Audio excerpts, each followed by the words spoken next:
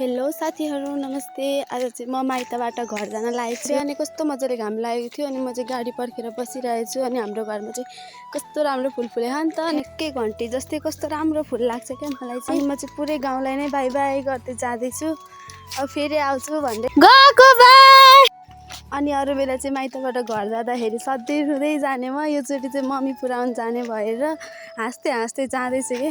अनि एकैछिन पर्खेको गाडी पनि आयो अनि अब हामी गाडीमा चढ्यौँ। गाडी त कस्तो भिड रहेछ क्या, मान्छेहरू बस्नु सिटै नपाएको। हामीलाई त बल्ल बल्ल एकजनाले सिट दिनुभयो। अनि मेरो खुसी हुनुको कारण चाहिँ मम्मीहरू आधी बाटोसम्म पुऱ्याउनु जाँदै हुनुहुन्छ नि त, त्यही भएर हो। अनि काहीँ भने चाहिँ कस्तो ढुस्से लागिरहेछ, घाम पनि लागिरहेछ, काहीँ चाहिँ कस्तो ढुस्से लागेर पुरै छोपिरह वारिपारिको ठाउँहरू। अनि यो गुराँसे भन्ने ठाउँको चाहिँ कसलाई यो क्रिसमस ट्री मनपर्छ सबैजनाले कमेन्ट गर्नु होला है। अस्ति उता माइत जाँदा नै भिडियो बनाउँछु भनेको यस्तो भिड थियो नि, उभि उभि जान पऱ्यो, त्यो भिडियो नि बनाउन पाएँ। यो क्रिसमस ट्री चाहिँ कस्तो राम्रो देखिन्छ क्या यहाँनिर, जतै जाँदाखेरि म जहिले हेर्छु कि।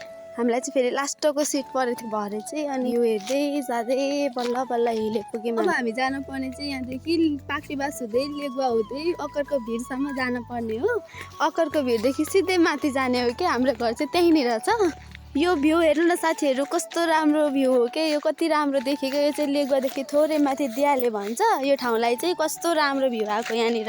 अनि यो लेगुवा भन्ने ठाउँ चाहिँ ठ्याक्कै तराई जस्तै छ, पुरै सम्म छ होइन। कस्तो राम्रो धानहरू पनि कस्तो मजाले फल्छ, सबै कुरा मजाले फल्छ क्या, चाहिँ तराई जस्तै छ ठ्याक्कै। अनि यो पुलको नाम चाहिँ माङमाया हो।